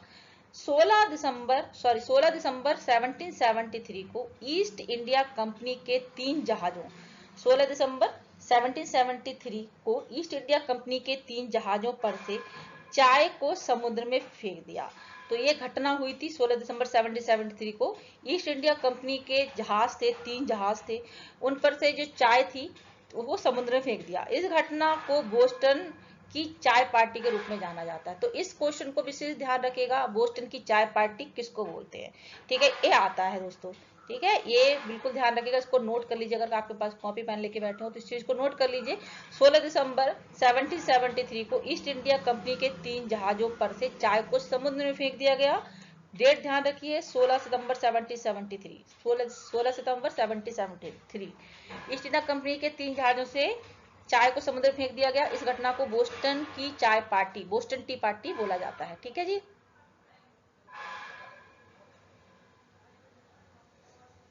ठीक है, ये वेट एक मिनट, बोस्टन टी पार्टी के रूप में जाना जाता है। संसद ने बोस्टन के बंदरगाह को बंद कर दिया, लेकिन अमेरिका की आजादी के लिए युद्ध की शुरुआत हो गई। ठीक है जी, संसद ने क्या किया, बोस्टन के बंदरगाह को तो बंद कर दिया, लेकिन अमेरिका की आजादी के लिए युद्ध की शुरुआत हो गई थी। ठीक है जी, अमेरिका वालों के लिए तो ये युद्ध की शुरुआत थी। ठीक है, अमेरिका वाले जो अपने देखिए क्या किया था, अमेरिका को एक उपनिवेश बना के रखा था इंग्लैंड ने, सीधी बात। ठीक है, ये है वहां पे उनके अनुसार ही वो उनके जो ब्रिटिश थे उनकी जो चीजों पर वो मतलब एक रकम, मतलब क्या कहते हैं, आप इतने पर चीजें बेच सकते हैं, ठीक है, निर्यात कर सकते हैं। तो जो कीमत वो लगाते थे ब्रिटिश संसद, वो उस पर व्यापार करते थे। ठीक है, तो उन्होंने क्या किया भाई, ब्रिटिश अमेरिकी उपनिवेशों ने क्या किया, इतनी बोस्टन टी पार्टी की जो घटना हो गई वो कर दी, चाय समुद्र में फेंक दी। उसके बाद क्या हुआ, फिर वो संसद ने बोस्टन के बंदरगाह को तो बंद कर दिया, लेकिन अमेरिका की आजादी की शुरुआत हो गई थी। ठीक है, तो अमेरिकी जो थे, ठीक है, यहाँ से उन्होंने अपनी आजादी के लिए शुरुआत कर दी। 13 उपनिवेशों के प्रतिनिधियों ने, 13 उपनिवेश थे, ठीक है, उनके प्रतिनिधियों ने 1774 में फिलाडेल्फिया में पहली महाद्वीपीय कांग्रेस की बैठक बुलाई। यहाँ से अमेरिका की क्रांति शुरू हो गई, अमेरिका के जो उपनिवेश थे। ठीक है, 1774 में फिलाडेल्फिया ने पहली महाद्वीपीय कांग्रेस बुलाई और इंग्लैंड के राजा से अपील की कि उनकी सहमति के बिना करों को लागू नहीं करें। ठीक है, और इंग्लैंड के राजा से अपील की कि उनकी सहमति के बिना करों को लागू ना किया जाए। राजा ने इसे विद्रोह माना, राजा ने क्या बोला, इसको विद्रोह मान लिया कि भाई आप पैसा आपकी सहमति क्यों लेंगे। ठीक है, और युद्ध की घोषणा कर दी। लड़ाई के अंत में 4 जुलाई 1776 को फिलाडेल्फिया की कांग्रेस ने ब्रिटिश से स्वतंत्रता और एक सहकारी संघ के गठन की घोषणा कर दी। तो यहाँ से 4 जुलाई, ये डेट ध्यान रखिएगा, 4 जुलाई 1776 फिलाडेल्फिया की कांग्रेस ने ब्रिटिश से स्वतंत्रता, ठीक है, और एक सहकारी संघ के गठन की घोषणा कर दी। इसमें समानता पर जोर देने के साथ पूरी दुनिया को जीवन, स्वतंत्रता, खुशी से रहने के लिए प्रेरित किया। तो आजादी मिल गई। ठीक है, 4 जुलाई 1776 को यहाँ पे उनको आजादी मिल गई। विधेयक ने भाषण, प्रेस, धर्म, कानून के तहत न्याय की स्वतंत्रता प्रदान की। अमेरिकी क्रांति एक संघर्ष था। तो अमेरिका को स्वतंत्रता कब मिली, 4 जुलाई को। ठीक है, अमेरिकी क्रांति एक संघर्ष था जिससे 13 अमेरिकी उपनिवेशों को ब्रिटिश से आजादी मिली। तो 13 उपनिवेश जो थे वो ब्रिटेन से उनको आजादी मिल गई। तो अमेरिका क्रांति हमने पढ़ी। ठीक है। बोस्टन टी पार्टी पढ़ी, बोस्टन टी पार्टी की घटना जो समुद्र में फेंक दी थी, ठीक है, वहां से उन्हें आज़ादी की कहानी यहाँ से शुरू हो जाती है, अमेरिका आज़ाद हो जाता है, ठीक है। तो याद रहेगा ये चीज़, ये पॉइंट। 13 अमेरिकी उपनिवेश को ब्रिटिश से आज़ादी मिली और एक राष्ट्र को जन्म हुआ जिसे संयुक्त राज्य अमेरिका कहा जाता है। संयुक्त राज्य अमेरिका बना, इंग्लैंड से आज़ादी मिल गई, ठीक है जी। अमेरिका की क्रांति समझ में आ गई, ठीक है जी। नेक्स्ट देखते हैं, अब हम पढ़ेंगे फ्रांसीसी क्रांति, ठीक है। अमेरिकी क्रांति पढ़ी, फ्रांसीसी क्रांति पढ़ लेते हैं। देखिए 18वीं सदी में फ्रांसीसी समाज अभी पूरी तरह सम्राट के पूर्ण अधिकार के साथ सामंती था, ठीक है। 18वीं सदी में फ्रांसीसी समाज अभी भी पूरी तरह सम्राट के पूर्ण अधिकार में था और सामंती था, ठीक है। यह 3 वर्गों या संपदा में विभाजित किया गया था। पादरी या चर्च, पहला स्टेट कुलीन वर्ग या दूसरा स्टेट, या देखिए कुलीन वर्ग या दूसरा स्टेट बोल दीजिए। पादरी या चर्च हो गया पहला स्टेट, या पहला स्टेट कुलीन वर्ग या दूसरा स्टेट, ठीक है। 3 वर्ग में विभाजित था। तो पहला क्या था, पादरी या चर्च, दूसरा आपका पहला स्टेट, तीसरा आपका क्या है, कुलीन वर्ग या दूसरा स्टेट। ये कुलीन वर्ग है, पहला स्टेट दूसरा स्टेट, ऐसे याद रख लीजिए, ठीक है। पहले 2 स्टेट विलासिता और धर्म पर कई विशेषाधिकारों और देश के शासन का आनंद लेते थे।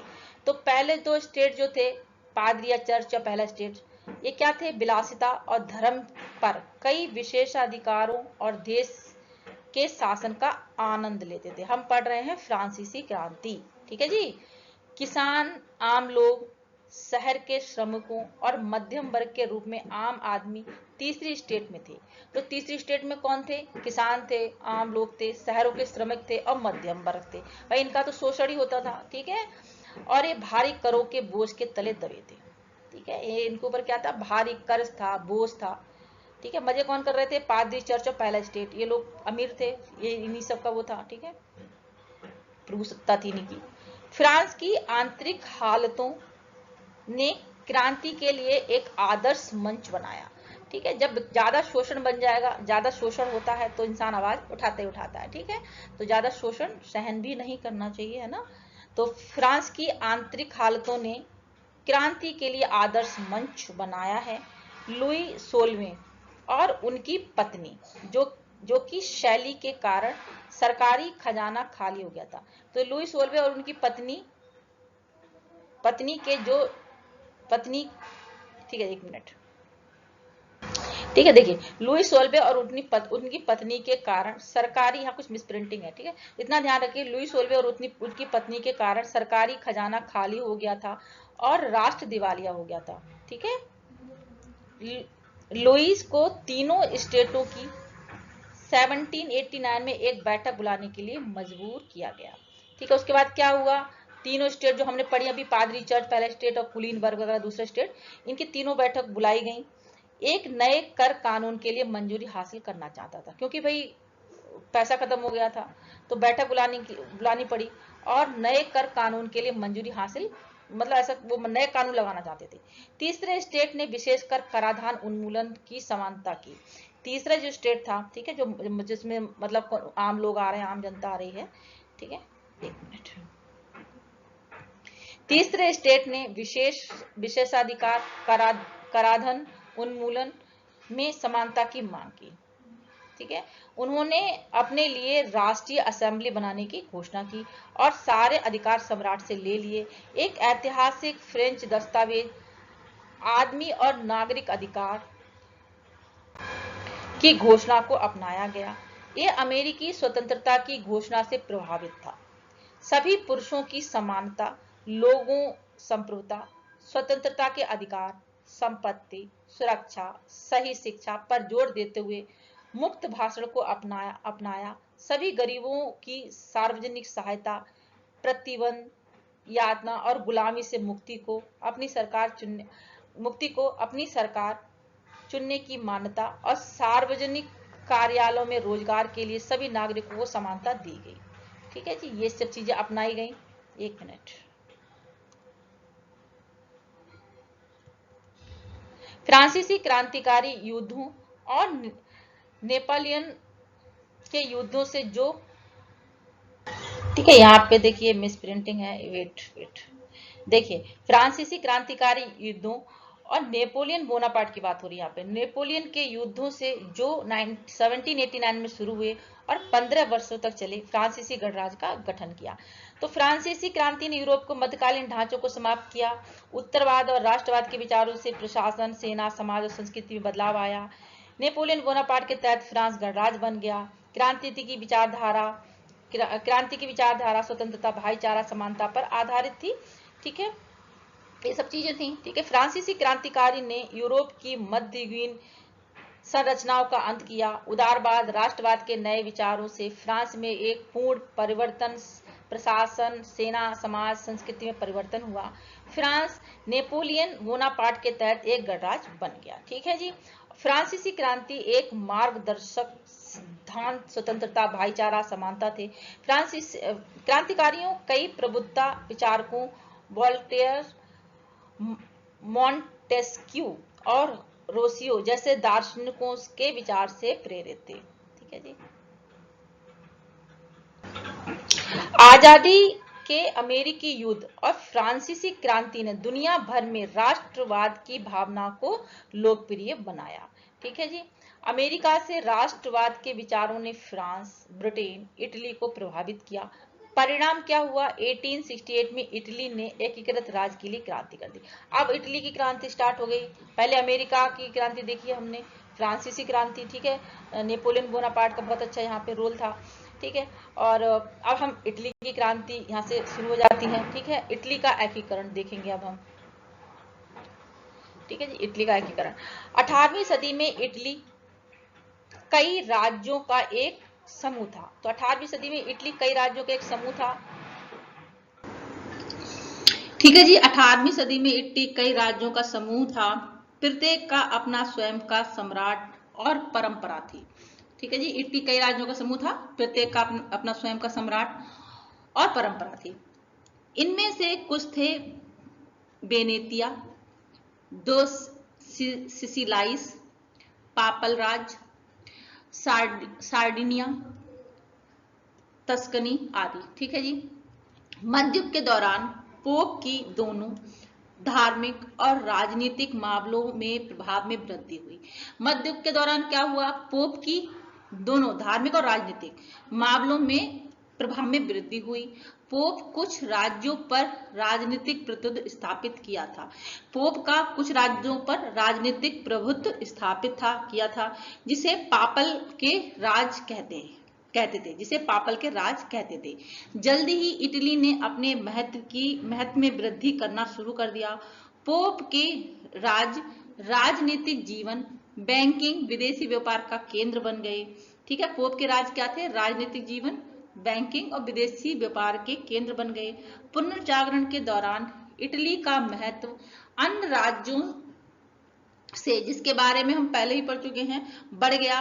कई सालों तक फ्रांस और पवित्र रोमन साम्राज्य ने इटली के लिए युद्ध लड़े।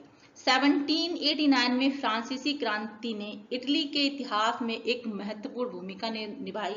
इटली के राजाओं ने खतरे को भांप कर यूरोपीय देशों से रिश्ते बनाए जो फ्रांस के विरोधी थे। ठीक है, बाद में फ्रांस एक गणराज्य बन गया। गुप्त क्लब का पूरे इटली भर में गठन किया गया। 1796 से 1814 तक जब नेपोलियन बोनापार्ट यूरोपीय शक्तियों से हार गया तो कई इतालियों ने एक ऐसे संयुक्त इटली की संभावना देखी जो विदेशी नियंत्रण से मुक्त थी।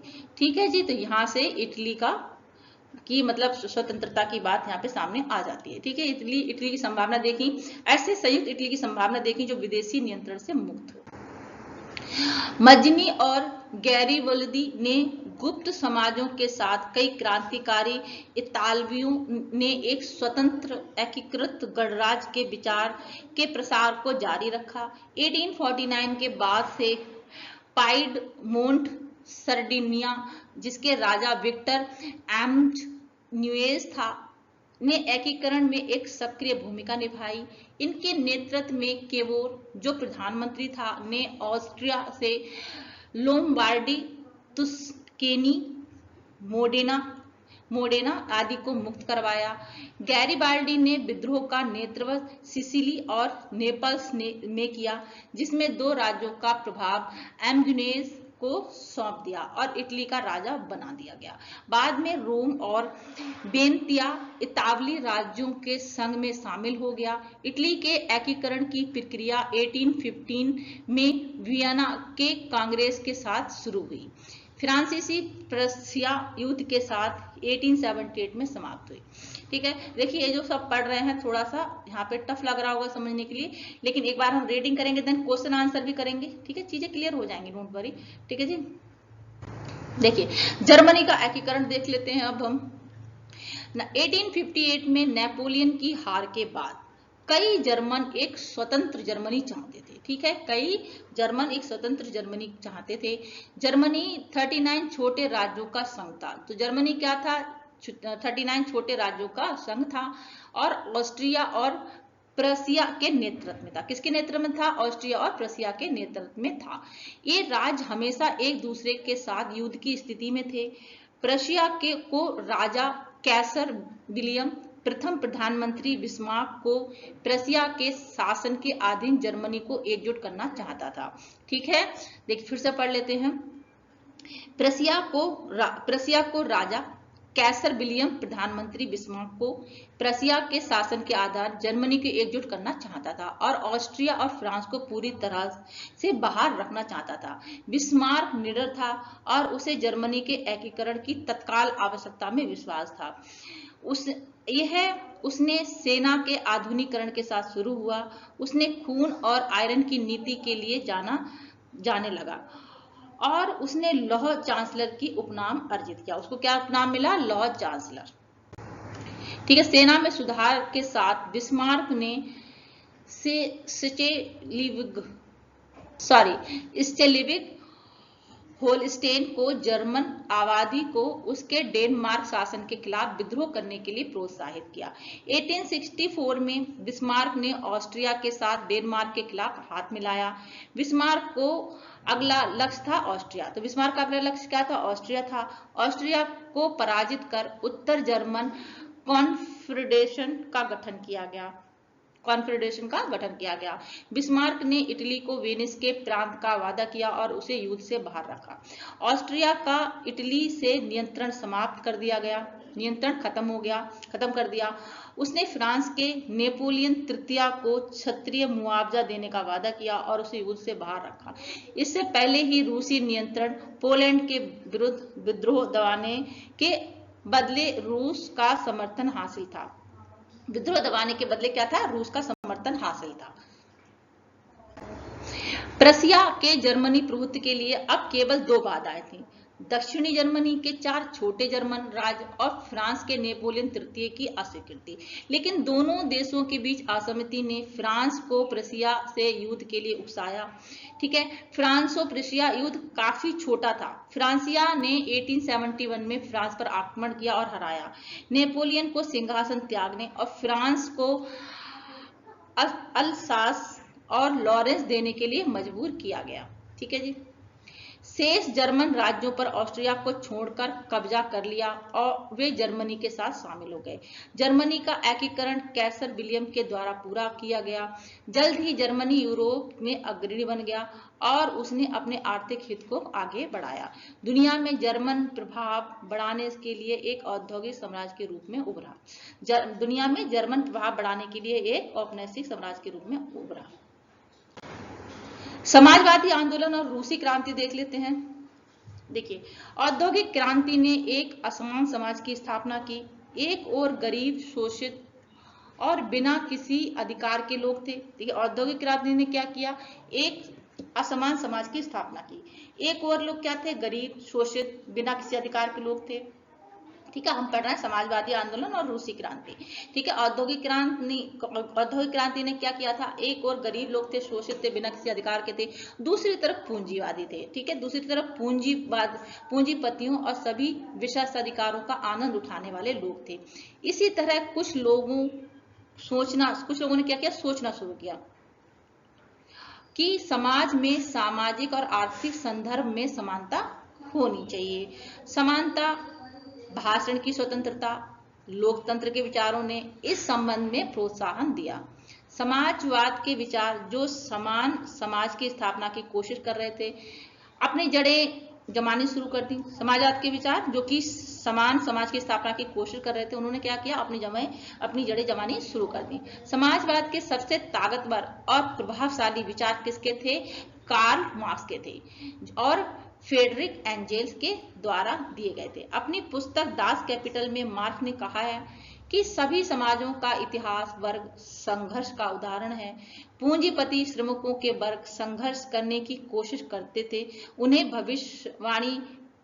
भविष्यवाणी की कि वर्ग संघर्ष पूंजीवादी के अंत के साथ सफल हो सकता है। उसने क्या भविष्यवाणी की कि वर्ग जो संघर्ष है पूंजीवादी के अंत के साथ सफल हो सकता है और समाजवाद के आने से होगा। ऐसा कैसे होगा, और वह समाजवाद के आने से क्या होगा, पूंजीवादी समाज हो सकते हैं। पूंजीवादी होता है जो संघर्ष है वो, ठीक है, जो मतलब संघर्ष है वो पूंजीवाद का जो शासन करते हैं वो कैसे समाज होगा, समाजवाद के आने से उसका अंत हो जाएगा। ठीक है, उसने भविष्यवाणी की कि वर्ग संघर्ष पूंजीवाद के अंत के साथ सफल हो सकता है और वह कब होगा, समाजवाद के आने से होगा।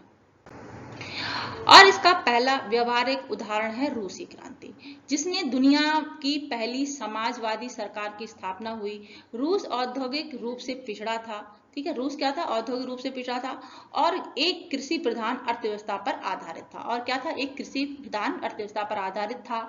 जार एक निरंकुश और दमनकारी शासक था। वहां का कौन शासक था, एक जार था, एक जो निरंकुश और दमनकारी शासक था। इसलिए मजदूरों, ठीक है, मजदूर और किसानों को बहुत मुश्किल का सामना करना पड़ा। 1905 की क्रांति ने ड्यूमा के गठन के साथ एक संवैधानिक राजशाही के गठन का नेतृत्व किया। 1905 की क्रांति के बाद भी नागरिक अधिकार और लोकतांत्रिक प्रतिनिधित्व सीमित था, इसलिए अशांति जारी रही। 1905 की क्रांति के बाद भी नागरिक अधिकार और लोकतांत्रिक प्रतिनिधित्व क्या था, सीमित था। ठीक है, अच्छे से मतलब इसका विकास नहीं पाया, सीमित था, इसलिए अशांति जारी रही।